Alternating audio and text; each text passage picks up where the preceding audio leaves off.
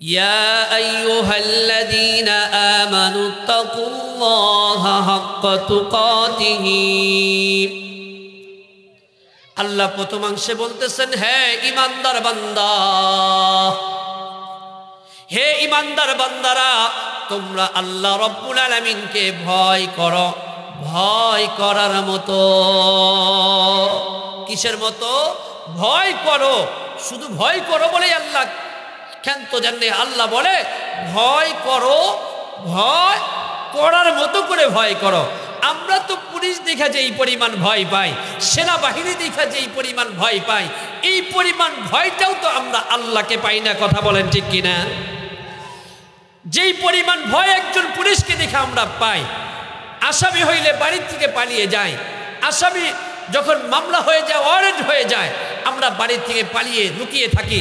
অথচ আল্লাহ তাআলার অসংখ্য হুকুম, অসংখ্য আদেশ নাফরমানি আমরা অবাধ্যতা হয়ে নামাজ ছেড়ে দিয়ে আল্লাহর অপরাধী হয়েও আমাদের দিল ওই পরিমাণ ভয় নাই যেই পরিমাণ পুলিশকে দেখা মামলা হওয়ার পরে যেই পরিমাণ ভয় আমাদের দিলে থাকে। মুসলমান বাবা, আল্লাহ রাব্বুল আলামিন মুহাম্মদুর রাসূলুল্লাহ সাল্লাল্লাহু আলাইহি ওয়াসাল্লাম, নবী আলাইহিস সালাতু ওয়াস সালামের একজন সাহাবী আমিরুল মুমিনিন হযরতে ওমর রাদিয়াল্লাহু তাআলা আনহু যখন দুনিয়া থেকে বিদায় হয়ে চলে গেছেন, আমিরুল মুমিনিন হযরতে ওমর দুনিয়া থেকে বিদায় নিয়ে চলে গেছেন। এবার যখন আমিরুল মুমিনিন হযরতে ওমরকে যখন তার লাশটা ধোয়ানির জন্য যারা ধোয়াবে তারা গিয়েছেন, যাওয়ার পরে দেখে আমিরুল মুমিনিন হযরতে ওমর রাদিয়াল্লাহু তাআলা আনহুর পিঠের মধ্যে চাবুকের আঘাত। কিসের আঘাত? চাবুকের আঘাত। যেই বান্দাগুলো লাশ ধোয়াইলেন, আমিরুল মুমিনিন হযরত ওমরের লাশটা ধোয়ানোর পরে হযরত আমিরুল মুমিনিন ওমর ফারুক রাদিয়াল্লাহু তাআলা আনহু তার সন্তানকে ডাক দিয়ে বলতেছেন, এই আমিরুল মুমিনিনের সন্তান হযরত ওমর ফারুক রাদিয়াল্লাহু তাআলা আনহু, তিনি তো এমন একজন বাদশা, ওই ওমরের পিঠের মধ্যে কে চাবুকের আঘাত করলো? গোসল করাইতে গিয়ে দেখি ওমরের পিঠের মধ্যে শুধু চাবুক মারার দাগ আর দাগ। মুসলমান বাবারা খুব দিলের কানটা লাগাইয়া কথাগুলা শুনবেন। কান দিয়ে এক কান দিয়ে শুইনা এক কান দিয়ে বের করলে বাবা ইমানের মজবুতি আসবে না। এক কান দিয়ে শুইনা এক কান দিয়ে বের করে চলে গেলে আমাদের আমলের মধ্যে বৃদ্ধি পাবে না। যদি দিলের কান লাগাইয়া কথাগুলা শ্রবণ করতে পারেন, তাহলে বিশ্বাস আমার আল্লাহ আপনাদেরকে ঈমানের মজবুতি দিয়া আমলওয়ালা বানাইয়া দিবে। হযরত ওমর আমিরুল মুমিনিন হযরত ওমরের সন্তান ডাক দিয়ে বলেন, এই আল্লাহর বান্দারা শুনো, এই আল্লাহর বান্দারা শুনো শুনো, আমিরুল মুমিনিনের একটা ডায়েরি ছিল। আমিরুল মুমিনিনের একটা ডায়েরি ছিল, যেই ডায়েরির মধ্যে আমিরুল মুমিনিন প্রতিদিনের ইবাদতগুলাকে তার ডায়েরিতে প্রতিদিন রাত্রিবেলায় হযরত ওমর ডায়েরির মধ্যে সারা দিনের আমলগুলা লিপিবদ্ধ করতেন। সুবহানাল্লাহ। সারা দিন রাতে যে আমলগুলা করতেন ওমর ফারুক রাদিয়াল্লাহু তাআলা আনহু ওটাকে তিনি ডায়েরির মধ্যে লিপিবদ্ধ করতেন। আর লিপিবদ্ধ করার পরে ওমর ফারুক রাদিয়াল্লাহু তাআলা আনহু যদি দেখতেন গতকালকে যে আমল করেছিলাম আজকের আমলের মধ্যে কমতি এসে গেছে, গতকালকে 10 রাকাত নফল নামাজ পড়েছিলাম, আজকের সারাদিনে আমার নফল হয়েছে 8 রাকাত, 2 রাকাত কমে গেছে। গতকালকে আমাদের তাসবির আমল বেশি ছিল, আজকে যদি ওমর রাদিয়াল্লাহু তাআলা আনহু দেখতো আজকে তাসবির আমল কমে গেছে, ওমর নিজেই চাবুক বের করতেন, ওমরের পিঠের মধ্যে চাবুক দিয়ে বাড়ি দিতেন আর বলতেন, এই ওমর, আজকে তোমার কি হলো যে কালকে 10 রাকাত তুমি নফল ইবাদত করলে, আজকে তোমার আমল নামায় 8 রাকাত কেন হলো? তোমার আমল কমলো কেন? এই জন্য আমার বাবা ওমর নিজেই তার পিঠের মধ্যে চাবুক মেরে মেরে ওমরকে শাসন করত আর বলতো, ওমর, আগামী কাল থেকে যেন তোমার আমলের মধ্যে কমতি না আসে। সুবহানাল্লাহ। আমরা কয়দিন মেরেছি চাবুক? আমরা যে নামাজ পড়ি না এর জন্য কয়দিন আমরা পিঠের মধ্যে আঘাত করেছি, পিঠের মধ্যে চাবুক মেরেছি। এই ওমর কে ছিলেন? জান্নাতের সুসংবাদ প্রাপ্ত, জান্নাতের সুসংবাদ প্রাপ্ত হযরতে ওমর, যিনাকে আল্লাহর রাসূল সরকারে দো আলম নবী মুহাম্মদুর রাসূলুল্লাহ স্বয়ং নিজে যাকে জান্নাতের সুসংবাদ দিয়েছেন, ওই ওমর জান্নাতের সুসংবাদ পাওয়ার পরেও তিনি তার পিঠের মধ্যে আঘাত করেছেন আমল কম হওয়ার কারণে। মুসলমান বাবারা, এই ওমর একদিন গিয়েছেন, হুযায়ফা রাদিয়াল্লাহু তাআলা আনহুর কাছে গেলেন।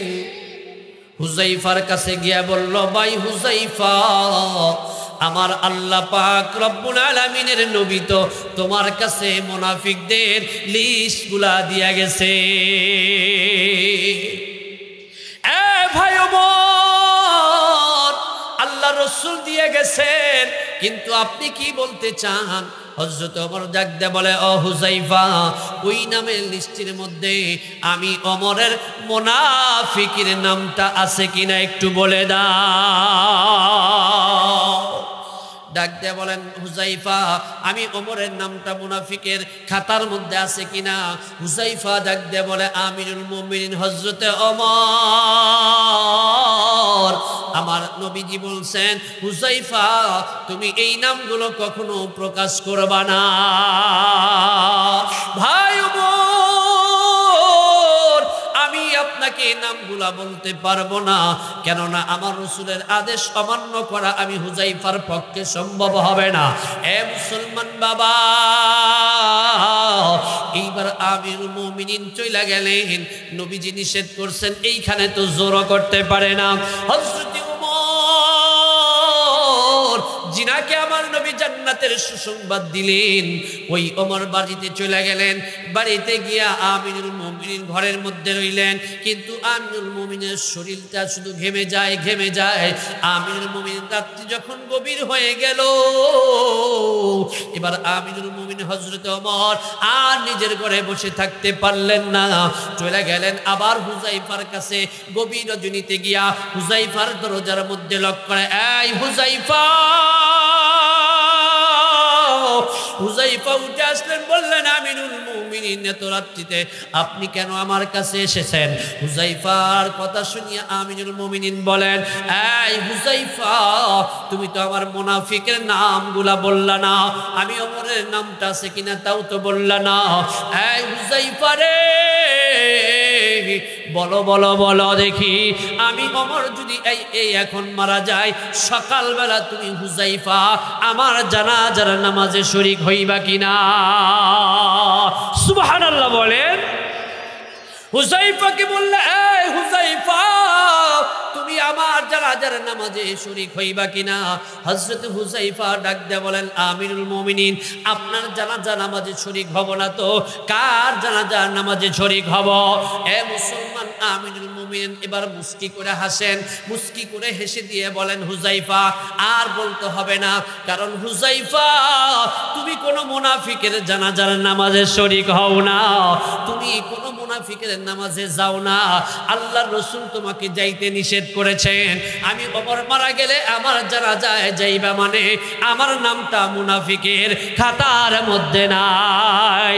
চিল্লায় বলেন মারহাবা। এই ওমর কোন ওমর? এই ওমর তো সেই ওমর যেই ওমর জান্নাতের সার্টিফিকেট পাইছেন।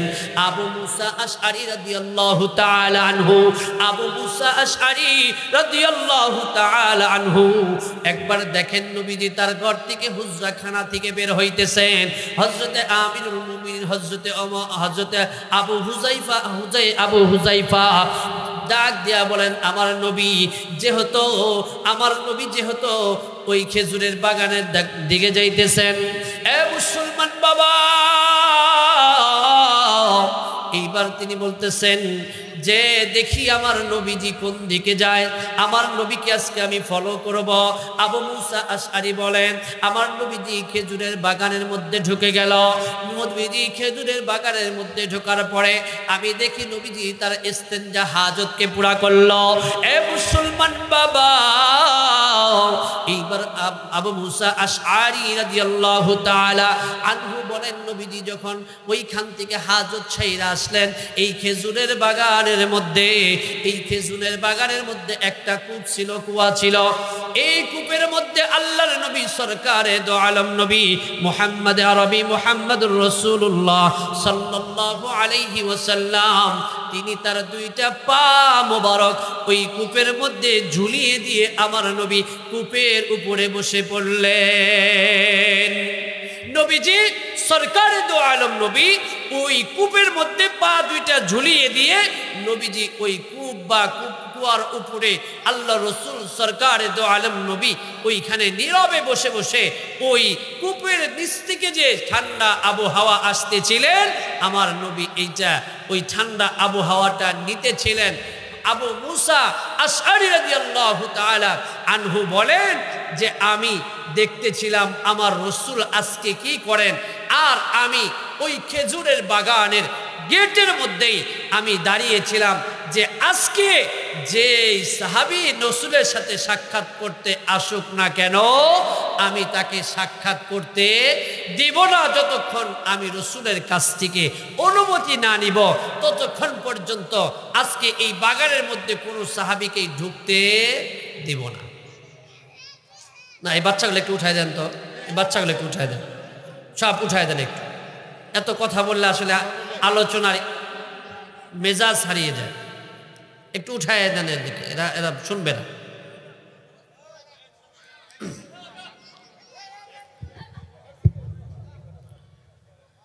তো আবু মুসা আশআরী রাদিয়াল্লাহু তাআলা আনহু বলেন যে আমি গেটে দাঁড়িয়েছিলাম যাতে কেউ না যাইতে পারে, কারণ আমার রসুলকে আজকে আমি ফলো করতেছিলাম, দেখি আমার রসুল সরকারে দো আলম নবী তিনি কি করেন।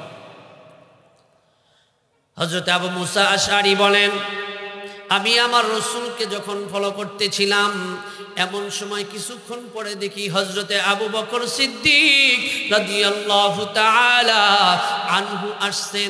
আমি বললাম, ভাই আবু বকর একটু দাঁড়ান, আমি রসুলের কাছে আগে অনুমতি নিব, আমার নবী যদি অনুমতি দেয় তাহলে আপনাকে ভিতরে প্রবেশ করার অনুমতি আছে, আর যদি না ঢোকার পারমিশন না দেয়, ভাই আবু বকর আপনাকে ভিতরে প্রবেশ করতে দেব না।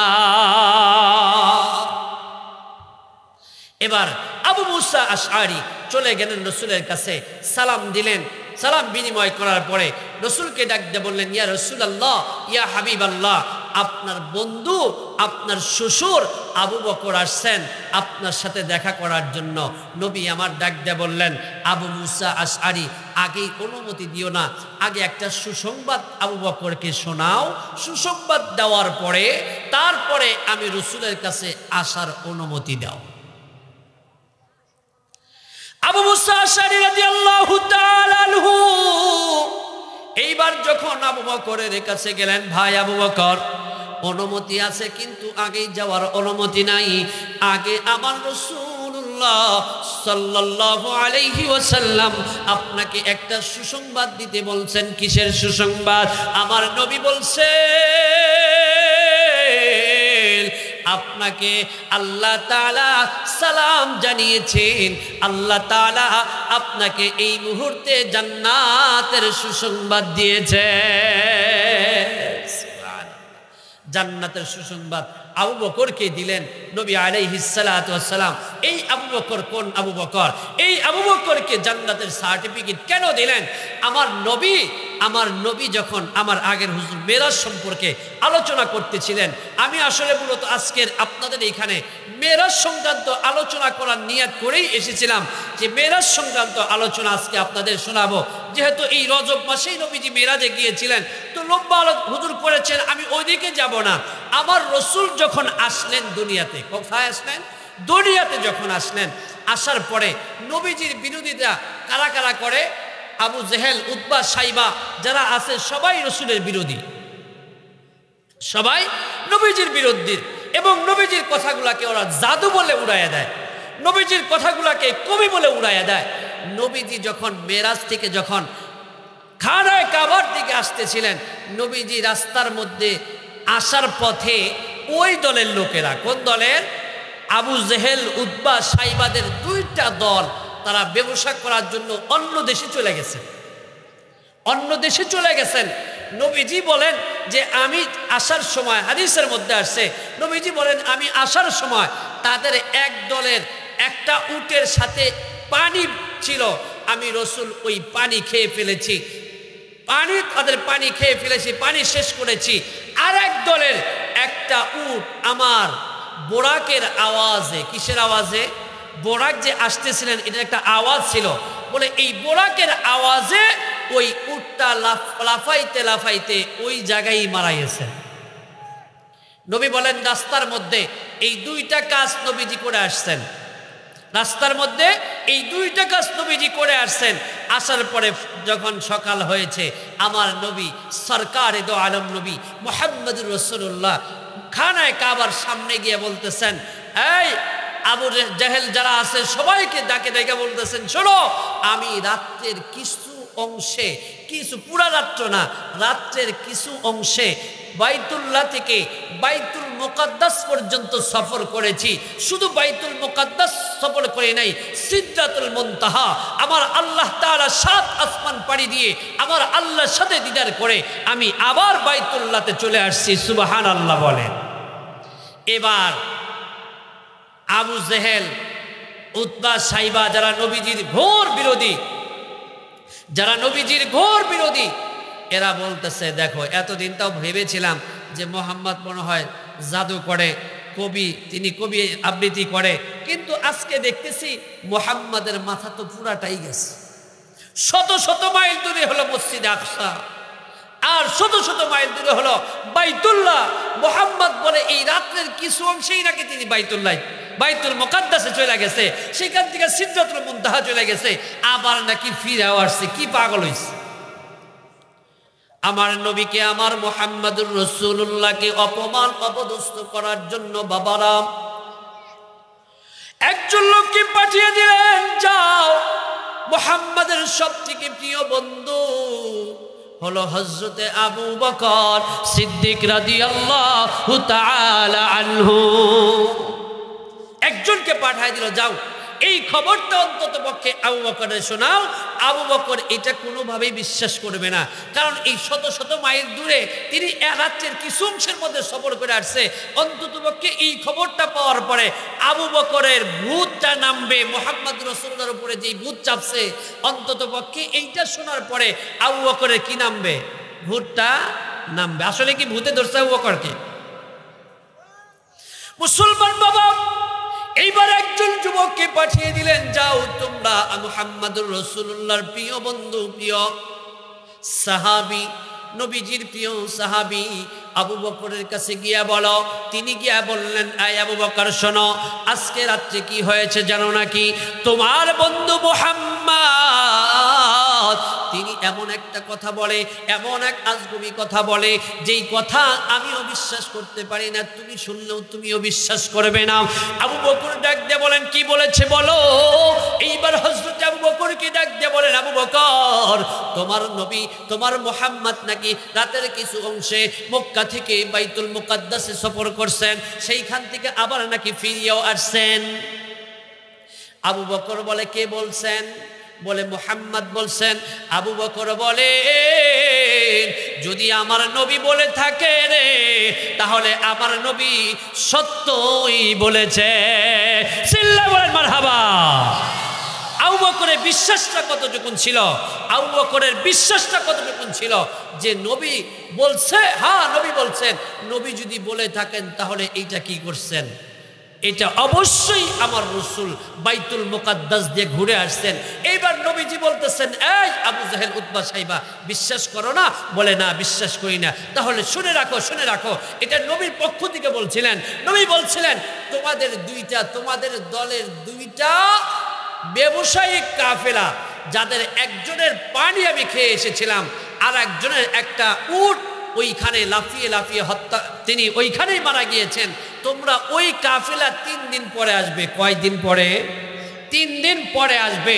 তোমরা 3 দিন পরে সূর্য ওঠার আগেই তারা মক্কায় আসবে, সূর্য ওঠার আগেই তারা মক্কায় আসবে। তোমরা তাদের কাছে জিজ্ঞেস করে নিও, তাহলেই তোমাদের বিশ্বাস হবে। মুসলমান বাবারা, এই যে আবু বকর সিদ্দিক রাদিয়াল্লাহু তাআলা আনহু, সরকারে দু আলম নবীজির কথাটা বলা মাত্র আবু বকর সিদ্দিক বলেন, আমার নবী মিথ্যা বলতে পারে না, আমার নবী সত্য বলেছেন। এমনই ভাবে যখন নবীজি নবুয়তি পাইলেন, আবু বকরকে ডাক দিয়ে বললেন, আবু বকর, আমি তো নবুয়তি পেয়েছি, আমি নবী হয়ে গেছি। আবু বকর বলে, নবী গো, আর দ্বিতীয় কোনো কথা আমাকে বলা লাগবে না, হাতটা বাড়াইয়া দেন, আমি কালেমা পড়ে লা ইলাহা ইল্লাল্লাহু মুহাম্মাদুর রাসূলুল্লাহ। জান্নাতের সার্টিফিকেট এমনিই পাই নাই, আল্লাহ তাআলা এমনিই দেয় নাই। হযরত আবু বকর সিদ্দিক রাদিয়াল্লাহু তাআলা আনহু জান্নাতের সার্টিফিকেট কেন দিলেন? সরকারে দু আলম নবী মুহাম্মদুর রাসূলুল্লাহ বলছেন, ও আবু বকর, আমার মক্কা থেকে হিজরত করে মদিনায় যাওয়া লাগবে। হিজরত কাই বাচ্চা, যাও, অনেকবার বলছি, ওঠো ওঠো, তাতে ওঠে, সবগুলো ওঠান না কেন ভাই? একটু উঠে দেন। এত কথা বললে আলোচনা করা যাবে না, এত কথা বললে কোনো আলোচনা হয় না। হ্যাঁ, এই যে দেখেন, এই যে কথা বলতেছে, এর মধ্যে কেমনে আলোচনা করবে? এত বারবার আলোচনার মধ্যে এত কথা বললে কি আলোচনা হয় নাকি?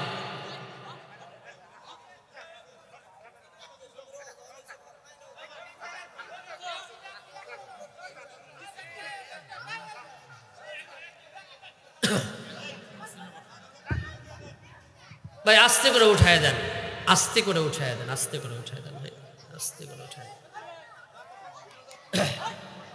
যাও যাও বাবা, এই যে বাবা, যাও বাবা, তোমরা চলে যাও, যাও যাও যাও, ওই পিছনে গিয়ে শোনো গা, যাও পিছনে গিয়ে শোনো বাবা, যাও যাও যাও, ওইদিকে যাও। হ্যাঁ বসেন, আপনারা বসেন, ওই পিছনে গিয়ে তোমরা শোনো গা, যাও। ছোট বাবা তোমরা যাও, ওই পিছনে গিয়ে শোনো গা, যাও, সমস্যা নেই। ওইখানে কথা বললে কথাটা আসবে না, বারবার মনোযোগ হারিয়ে গেলে আলোচনা আসলে এলোমেলো হয়ে যায়। হ্যাঁ হ্যাঁ, আওয়াজ বন্ধ করেন। সরকারে দু আলম নবী মুহাম্মদ আরবি মুহাম্মদুর রাসূলুল্লাহ সাল্লাল্লাহু আলাইহি ওয়াসাল্লাম আবু বকরকে ডাক দিলেন, এই আবু বকর,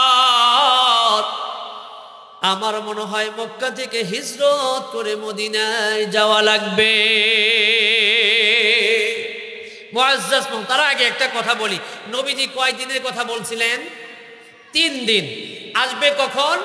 সূর্য উদিত হওয়ার আগে। কিন্তু সূর্য উদিত হয়ে যায় যায় ভাব, কিন্তু এই কাফেলার কোনো সন্ধানই দেখা যাইতেছিল না। আল্লাহ তাআলা 2 জন নবীর ক্ষেত্রে সূর্যটাকে আল্লাহ তাআলা আটকিয়ে দিয়েছিলেন। কি করছিলেন? সূর্যটাকে আল্লাহ আটকিয়ে দিয়েছিলেন। তার মধ্যে একজন হলো বেলাল হাবশির ক্ষেত্রে আল্লাহ তাআলা সূর্যটাকে কি করেছিলেন? আটকিয়ে দিয়েছিলেন। বেলাল আযান না দিলে সূর্য উদিত হবে না। সুবহানাল্লাহ বলেন না? আর এই যে এইখানে একটা ঘটনা আছে, এইটাতেই যে আল্লাহ তাআলা কেন সূর্যকে আটকিয়ে দিয়েছিলেন, এটা আপনারা শুনতে রাজি আছেন না? ইনশাআল্লাহ ইনশাআল্লাহ আপনাদের বলবো, কিন্তু তার আগে এই আবু বকরকে আল্লাহ রাসূল কি বললেন? যে আবু বকর, আমার মনে হয় মক্কা থেকে হিজরত করে মদিনায় যাওয়া লাগবে। আবু বকর যত টাকা ছিল বাড়িতে, সব টাকাগুলো নিয়ে একটা আগের যুগে তৌফিল বান্ধিত মানুষেরা, অর্থাৎ ব্যাগ মনে করেন, এই ব্যাগের মধ্যে বেঁধে ফেলছেন। আবু বকরের আব্বা ছিলেন জীবিত, তিনি বলেন যে আবু বকরের মেয়েকে বলেন, এই আবু বকর কি সব টাকা পয়সা নিয়ে যাইতেছে নাকি মুহাম্মদুর রাসূলুল্লাহর কাছে? আবু বকর কি করছেন? তার বাবাকে সন্তুষ্ট করার জন্য একটা তহবিলের মধ্যে কিছু পাথর দিয়া, চোখে দেখতো না আবু বকরের আব্বা, একটা কিছু পাথর দিয়া ওই তহবিলটা নিয়ে বলতো যে মা তুমি আব্বাকে বললো যে না কিছু টাকা রাইখাও গেছে। হযরত আবু বকর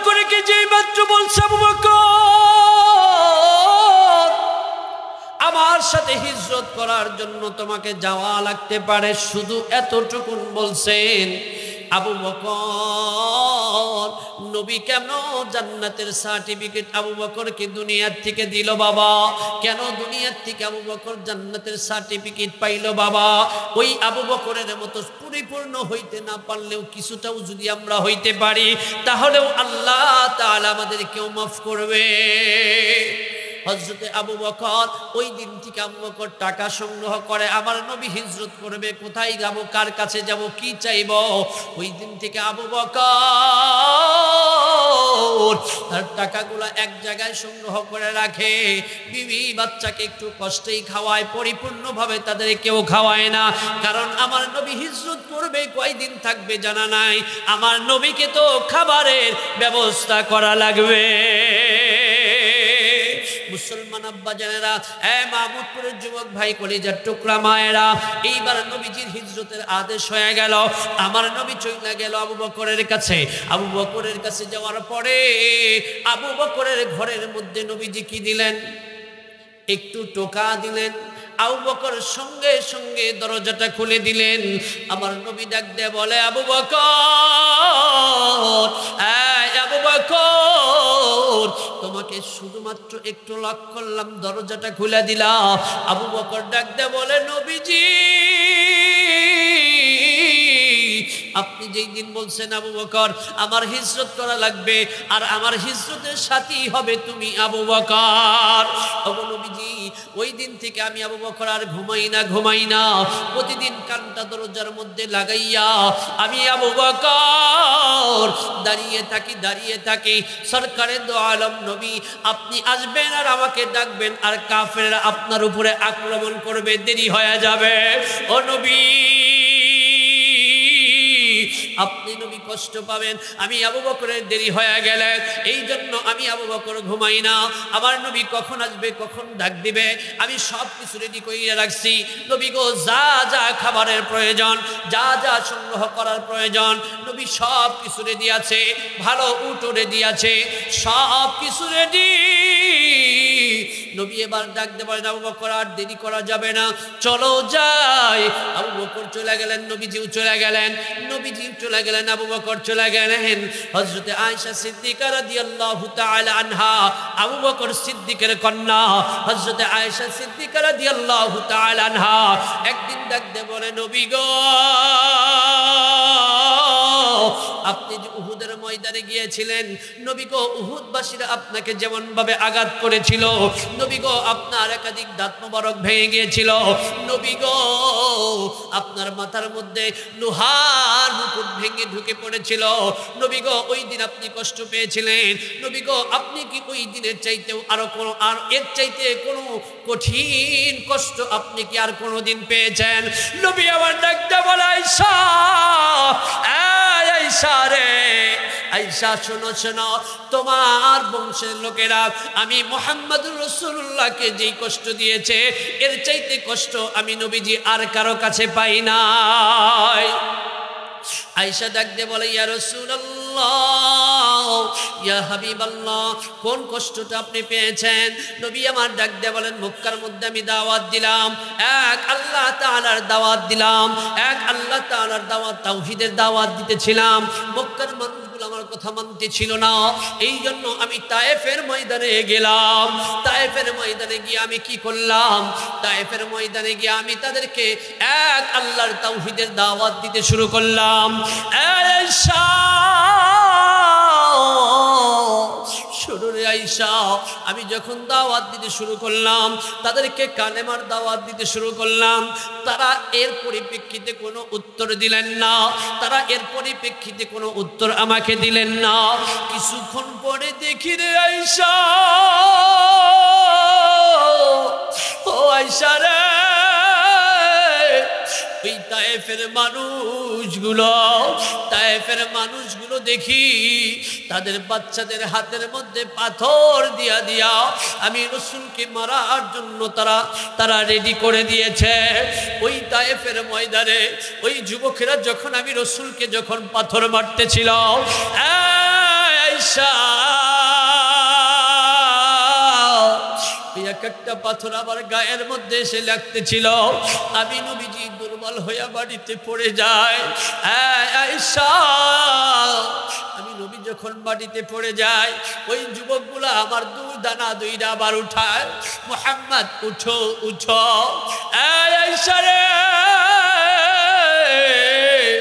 আমি রাসূলকে আবার ওই যুবকেরা টেনে টেনে আমাকে দাঁড় করাইতো।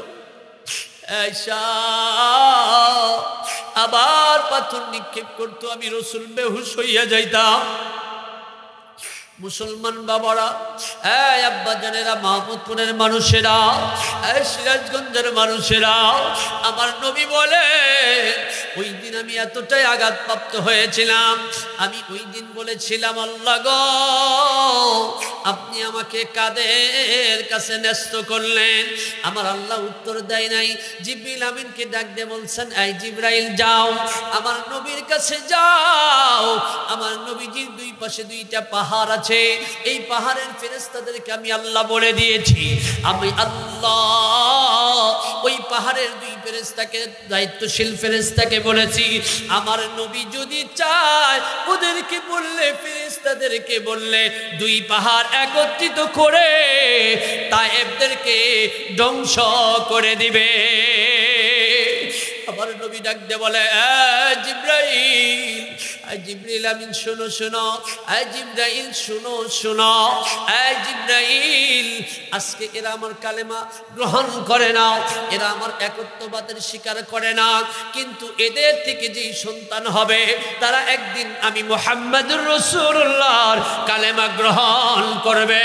আল্লাহকে গিয়ে বলো, আল্লাহ যেন তায়েববাসীকে ধ্বংস করে না দেয়। নবীকে এই যে কষ্ট পাওয়ার পরে আল্লাহ সুসংবাদ দিলেন, নবী গো, আপনাকে দুনিয়ার থেকে আমি আল্লাহ আরশ মহল্লায় নিয়ে আসব, আমি আল্লাহ তাআলা আপনার সাথে দিদার করব। নবী, আপনাকে কারো উপরে ন্যস্ত করি নাই, কেননা আপনি হলেন হাবিবুল্লাহ। মুসলমান আব্বা জানেরা, আবু মুসা আশআরী ডাক দিয়ে বলেন, ভাই আবু বকর, তোমাকে আল্লাহ তাআলা জান্নাতের সুসংবাদ দিছে। এইবার আবু বকর জান্নাতের সুসংবাদ পাওয়ার পরে এইবার বলে, এখন তোমাকে ভিতরে প্রবেশ করার অনুমতি ইয়া রাসূলুল্লাহ, আমার রাসূলুল্লাহ দিয়েছেন, আপনি যান। এইবার হযরতে আবু বকর গেলেন, নবীজি যেই কূপের মধ্যে বসে আছে গো, নবীজির পাশে গিয়া নবীজি যেমন করে বসে, আবু বকর তেমন করে নবীজির ডান পাশে পাউটা ঝুলিয়ে দিয়ে আবু বকর ওইভাবেই বসে গেল। সুবহানাল্লাহ বলেন। মুসলমান বাবা, এই আল্লাহর বান্দা গোলামেরা, এই সিরাজগঞ্জের ইমানদার মুসলমানেরা, এইবার আল্লাহ তাআলা, আল্লাহ রাব্বুল আলামিনের নবীজি বসে আছেন, আবু বকর বসে আছেন। কিছুক্ষণ পরে আসছেন আমিরুল মুমিনিন হযরতে ওমর ফারুক রাদিয়াল্লাহু তাআলা আনহু। হযরতে ওমর ফারুক রাদিয়াল্লাহু তাআলা আনহু যখন আসছে, এবার আবু মুসা আশআরী ডাক দিয়ে বলেন, এই আল্লাহর নবীর দামি সাহাবী ওমর, একটু অপেক্ষা করেন, আমার নবী অনুমতি না দেওয়া পর্যন্ত আপনাকে ভিতরে প্রবেশ করার অনুমতি দেওয়া হবে না। আবু মুসা আশআরী চলে গেলেন, নবীজির কাছে গেলেন, নবী গো, আপনার সাহাবী ওমর আসছেন। নবীজি ডাক দিয়ে বলেন, এই আবু মুসা আশআরী শোনো, ওমরকে আগে একটা সুসংবাদ শোনাও। কি সুসংবাদ শোনাইব গো নবী? ইয়া রাসূলুল্লাহ, কি সুসংবাদ শোনাইব? আমার নবী বলেন, জিবরিল আমিন এসে বলে গেছেন, আমার ওমরকে আল্লাহ তাআলা দুনিয়াতে জান্নাতের সার্টিফিকেট আল্লাহ তাআলা দিয়ে দিয়েছে। ওমরকে কি দিচ্ছেন? জান্নাতের সার্টিফিকেট দিচ্ছেন। সুসংবাদ শোনান, তারপরে ভিতরে প্রবেশ করার অনুমতি দেন। এরপরে অনুমতি দিয়েছেন হযরতে ওমরে ফারুক রাদিয়াল্লাহু তাআলা আনহু। নবীজি যেমন ভাবে বসছেন তেমন ভাবে নবীজির বাম পাশে ওইভাবে ওমরও বসে গেছে। মুসলমান বাবারা, এইবার কিছুক্ষণ পরে হযরতে উসমান গনি রাদিয়াল্লাহু তাআলা আনহু আসছেন। এইভাবে আবার অনুমতি নিছেন। নবী বলেন, এই আবু মুসা আশআরী ওসমানকে বলবা জান্নাতের সুসংবাদ, আর তার সামনে একটা বিপদ আছে, ওই বিপদ থেকে যেন তিনি একটু সাবধানতা অবলম্বন করে। দুইজনকে সুসংবাদ দিলেন, জান্নাতের সুসংবাদ, আর ওসমানকে বললেন যাও তাকে জান্নাতের সুসংবাদ দাও, এবং তার সামনে একটা বিপদ আছে, এই বিপদের সময় যেন সে যেন সাবধানতা অবলম্বন করে, তাকে একটা দুঃসংবাদও সাথে সাথে শোনায় দিও। এই ওসমান কোন ওসমান? এক নম্বরে গেল আবু বকর, যিনি নবীজির গার হেরার সঙ্গী, যিনি নবীজির হাতে সর্বপ্রথম কালেমা পড়নেওয়ালা, এই জন্য আল্লাহ তাআলা তাকে জান্নাত দিছেন। ওমরকেও আল্লাহ জান্নাত দিছেন। কেন জান্নাত দিছেন? বলে ওমর জাহান্নামে যাবে, মুনাফিকদের খাতায় ওমরের নাম আছে কিনা এইটার জন্য ওমরের ঘুম হয় না, এটার জন্য ঘুমই হয় না। শুধু তাই না, আল্লাহ রসুল বলেছেন যে আমার পরে যদি কোনো কেউ নবী হতেন তাহলে সেটা হতেন হযরতে ওমর ফারুক রাদিয়াল্লাহু তাআলা আনহু। মুসলমান বাবা আল্লাহর গোলামেরা, এইবার যখন দুইজনে আসছেন, দুইজনে নবীজির দুই পাশে বসছেন, আর হযরতে ওসমান গুনি গিয়া নবীজির থেকে দূরে আর এক জায়গায় বসছে। দুইজন হলো নবীজির ডান পাশে একজন, নবীজির বাম পাশে একজন, আর একজন ওসমান, তিনি হলো দূরে বসলেন। এই যে দুইজন ডান পাশে বাম পাশে কেন বসলেন, হযরতে ওসমান গনি দূরে কেন বসলেন, এটারও ব্যাখ্যা আছে, এটার একটা কারণ আছে। এই কারণটাও আপনাদেরকে বলবো। নবীজি বলছেন সূর্য উদিত হওয়ার আগে ওই কাফেলা দুইটা আসবে, এটাও আপনাদের মাঝে বলবো ইনশাআল্লাহ। মুআজ্জাজ মুহতারাম, তবে যেটা আলোচনা যেই দিকে আমি যাইতেছিলাম সেটা হলো যে ঈমান আর মুসলমানিত্ব কিনা এক না। ঈমান হচ্ছে বিশ্বাস করার নাম। ঈমান কিসের নাম? বিশ্বাস করার নাম। আল্লাহ বলে হাক্কা তুকাতিহি ওয়ালা তামুতুন্না ইল্লা ওয়া আনতুম মুসলিমুন। আল্লাহ এখানে ডাক দিলেন যে হে ঈমানদারগণ, ভয় করো, ভয় করার মতো আমি রবকে। এরপরে আল্লাহ বলে মুসলমান না হয়ে মৃত্যুবরণ করো না। তাহলে আল্লাহ ঈমানদার হইলেই যদি মুসলমান হইতো, তাহলে আল্লাহ তাআলা এই কথা ব্যক্ত করতেন না যে মুসলমান না হইয়া কি করো না, মৃত্যুবরণ করো না। মুসলমান বাবা, সরকারে দো আলম নবী মুহাম্মদুর রাসূলুল্লাহ সাল্লাল্লাহু আলাইহি ওয়াসাল্লাম, যিনি আমাদের নবী, যিনি দুনিয়ায় আসছেন আমাদের জন্য ফিকির নিয়া, যিনি দুনিয়ার থেকে চলে গেছেন আমাদের ফিকির নিয়া, যিনি কবরে শুয়ে আছেন তিনি ফিকির নিয়া কবরে শুয়ে আছেন। হাসরের ময়দানে আবার যখন কিয়ামতের ময়দান শুরু হবে, ওই দিনও আপনার আমার জন্য আল্লাহর রাসূল সরকারে দো আলম নবী আমার আপনার ফিকির নিয়ে আসবে। সুবহানাল্লাহ। তো আল্লাহ বলেন, এই মুসলমান ঈমানওয়ালা, তোমরা ঈমানদার হইলেই মুসলমান হইতে পারবা না। মুসলমান হইতে গেলে আকিমিস সালাহ, মুসলমান হইতে গেলে বান্দা তোমাকে নামাজিওয়ালা হওয়া লাগবে। নামাজ পড়লে তুমি মুসলমানিত্ব হইতে পারবা, মুসলমান হইতে পারবা। নামাজ রোজা রাখলে তুমি মুসলমান হইতে পারবা। জিকির করলে তুমি মুসলমান হইতে পারবা। কালামুল্লাহর তেলাওয়াত করলে তুমি মুসলমান হইতে পারবা। নবীজির সুন্নাতগুলো মানলে তুমি মুসলমান হইতে পারবা। এই মুসলমান শুধু ঈমান আনার নাম মুসলমানিত্ব না। ঈমান আনার নাম হলো কালেমা দিল দ্বারা বিশ্বাস করা, জবানে স্বীকার করা। এই দুইটার নাম হলো ঈমান। আর মুসলমানিত্ব হলো নামাজ, ইবাদত, বন্দেগী করা, সুদ থেকে বিরত থাকা, হারাম থেকে বিরত থাকা, ঘুষ থেকে বিরত থাকা, এগুলো থেকে বিরত থাকা আল্লাহর হুকুম পালন করার নাম হলো মুসলমান। মুসলমান হাজিরিন, আল্লাহ রাব্বুল আলামিন সরকারে দো আলম নবীজি এমন করেই আমার আপনার মতো করেই বসে বসে সাহাবায়ে আজমাইনদের বয়ান শোনায়। সাহাবায়ে আজমাইন নবীজির বয়ান শুনতেছেন, এর মধ্যে একজন ইহুদি চলে আসছেন। ইহুদি এসে বলে, মুহাম্মদ, আমি শুনেছি তুমি নাকি অত্যন্ত ভালো মানুষ, তুমি নাকি গরিবদেরকে সহযোগিতা করো, তুমি নাকি যারা খায় না তাদেরকে অন্বেষণ করাও। এই মুহাম্মদ, আমি একজন ইহুদি, বহুদূর থেকে এসেছি, কি জন্য এসেছো বলো। এইবার ডাক দিয়ে বলে, ইয়া মুহাম্মদ, আমার খাবার নাই, আমার দাবার সব কিছু শেষ হয়ে গেছে, এখন আমি চইলা যাব, এই খাবারটা আমি যে যাব, এই খাবারটাও আমার কাছে নাই যেটা খাবো। এই মুহাম্মদ, যদি তোমার পক্ষ থেকে কিছু খাবারের সংগ্রহ আমার জন্য হয়, তাহলে আমি একটু তৃপ্তি সহকারে খাইতাম। নবীজি ডাক দিয়ে একজন সাহাবীকে ডাক দিয়ে বললেন, এই সাহাবী, আমার বিবিদের ঘরে যাও, বিবির ঘরে যাও, যায় বললেন, আসসালামু আলাইকুম ইয়া আহলাল বাইত। সালাম দিলেন, নবীজির বিবিরা ঘর থেকে সালামের উত্তর দিলেন। ডাক দিয়ে বললেন, আম্মা জান, নবীজির কাছে একজন মেহমান আসছে গো, ওগো আম্মা জান, নবীজি মেহমানের জন্য ঘরে কোনো খাবার আছেনি। এইবার ডাক দিয়ে বললেন, না, আমরাই তো কয়েকদিন হয়ে গেল, আমাদের ঘরে চুলা জ্বলে না, আমাদের ঘরে কোনো খাবার চলে না, আমাদের ঘরে কোনো খেজুরের ব্যবস্থা নাই। মুসলমান আব্বা, নবীজির ঘরে কোনো খাবার নাই। নবীজির সাহাবী আর এক বিবির ঘরে গেলেন, তিনিও বললেন, আমাদের ঘরে কোনো খাবার নাই। এইবার নবীজির কাছ থেকে সাহাবী চলে আসলেন, দিনের এই দিকে তাকান, নবীজির সাহাবী চলে আসার পরে এইবার নবীজি কি ডাক দিয়ে বলতেছেন, ইয়া রাসূলুল্লাহ, ইয়া হাবিবাল্লাহ, সরকারে দো আলম নবী, আপনার বিবিদের ঘরে কোনো খাবার নাই। নবীজি এবার ডাক দিয়ে বলে, এ আমার সাহাবীরা শোনো, তোমাদের মাঝখান থেকে কে আছো যে আমি মুহাম্মদুর রাসূলুল্লাহর মেহমানটার মেহমানদারি করাইতে পারবা? জোরে বলেন সুবহানাল্লাহ। মুসলমান বাবারা, এইবার একজন সাহাবী দাঁড়ায় গেলেন, লাব্বাইকা ইয়া রাসূলুল্লাহ, লাব্বাইকা ইয়া রাসূলুল্লাহ। এই আব্বা জানেরা, দুনিয়ার কোনো কিসসা কাহিনী আপনাদেরকে এখনো পর্যন্ত শোনাই নাই, নবীজির কথাগুলো আপনাদের শোনাইতেছি, নবীজির সাহাবীদের কথাগুলো আপনাদেরকে শোনাইতেছি।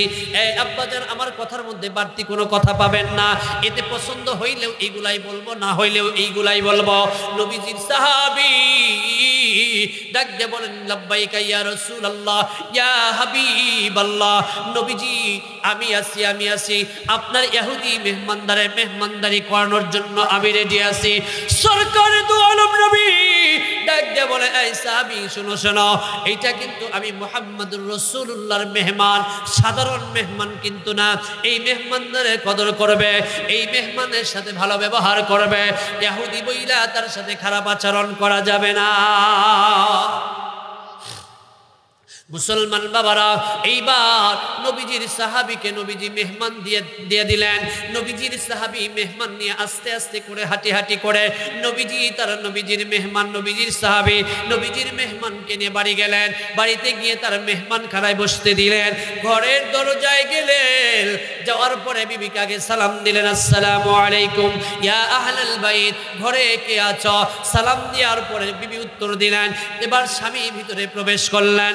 আজকে তো আমরা তো নিজের বাড়ি তো দূরের কথা, অন্যের বাড়িতে ঢুকতে গেলেও আমাদের সালাম কালাম অনুমতির প্রয়োজন হয় না, কথা বলেন ঠিক কিনা? কিন্তু সরকারে দো আলম নবীর সাহাবীরা নবীজির আদর্শ মানে, নবীজির আদর্শ মেনে চলে।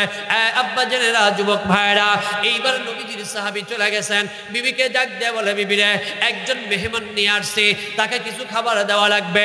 বিবি এবার ডাক দিয়ে বলে, ও প্রাণের স্বামী, আপনি তো জানেন আমাদের কলিজার টুকরা পুরপুরে সুন্দর দুইটা যুবক, আমার দুইটা সন্তান, আমাদের দুইটা সন্তান। স্বামী গো, আপনি ভালো করেই জানেন যে আমাদের সন্তান আজকে নয়, কালকে নয়, আজ থেকে 4 দিন হয়ে যায়, আমাদের সন্তানগুলোর পেটের মধ্যে পানি পর্যন্ত দিতে পারি না। গরুর স্বামী আমার, খেজুর দিতে পারি না, পানি পর্যন্ত দিতে পারি না। ও স্বামী, আজকে আবার একজন মেহমান নিয়ে আসছেন, এর মেহমানদারি আমি করতে পারবো না। সামান্য কিছু আটা পেয়েছিলাম, জবের আটা পেয়েছিলাম, কিছু জব আমি ভাঙিয়ে দিয়েছিলাম, ওইটার বিনিময়ে সামান্য কিছু আটা আমি পেয়েছিলাম, এইটা খামিরা বানিয়েছি, আমার ঘরের মধ্যে রেখে দিয়েছি। স্বামীকে কখন আপনি আসবেন, আপনাকে নিয়ে এই খামিরার থেকে রুটি বানাবো। আমরা দুইটা সন্তান আর স্বামী স্ত্রী দুইজনে মিলে, এই 4 জনে মিলে এই অল্প অল্প খামিরা থেকে কিছু রুটি বানাইয়া আমি আর আপনি আমাদের সন্তানকে নিয়ে সামান্য খাবো। অন্তত পক্ষে ক্ষুধাটা কিছুটা হইলেও নিবারণ হবে। আল্লাহ বলিয়া, আইয়ুহাল্লাযীনা আমানুত্তাকুল্লাহ হাক্কা তুকাতিহি ওয়া লা তামুতুন্না ইল্লা ওয়া আনতুম মুসলিমুন। যেই বান্দা বান্দি আল্লাহকে ভয় করবে, ওই আল্লাহ তাআলা, ওই বান্দা যিনি আল্লাহকে, আল্লাহর ভয় যাদের দিলের মধ্যে থাকবে, যাদের অন্তরের মধ্যে থাকবে গো, ওই বান্দা আল্লাহ তাআলার সমস্ত আদেশগুলা মাইনা চলবে গো। নবী আমার আল্লাহ তাআলা বলে কুল ইন কুনতুম তুহিব্বুনাল্লাহ ফাত্তাবিউনি ইউহিব্বুকুমুল্লাহ ওয়া ইয়াগফির লাকুম যুনুবাকুম আল্লাহু গফুরুর রহিম। আল্লাহ বলেন আমাকে যদি ভালোবাসতে চাও, এই দুনিয়ার মানুষেরা, আমি আল্লাহকে যদি খুশি করতে চাও, আমি আল্লাহ তোমার প্রতি সন্তুষ্ট হই, এইটাও যদি চাও, তাহলে তোমরা শুনে নাও, আমি মুহাম্মদুর রাসূলুল্লাহর আদর্শ মাইনা নাও। আমি আল্লাহ খুশি হইয়া যাব, আমার রাসূল খুশি হইলে আমি আল্লাহ খুশি হব, আমি আল্লাহ খুশি হইলে বান্দা তোমাকেও খুশি বানাবো। সুবহানাল্লাহ জোরে বলেন। এইবার নবীজির সাহাবী বলতেছেন, বিবি রে, আমাদের দুইটা কলিজার টুকরা 4 দিন হলো খায় না। এই বিবি, তুমি শুনো শুনো, এইটা সাধারণ কোনো মেহমান না, এইটা মেহমান, সাধারণ মেহমান না। বিবি ডাক দিয়ে বলেন, স্বামী তাহলে এই মেহমানটা কেন সাধারণ হইল না? ডাক দিয়ে বলে, আমার নবী,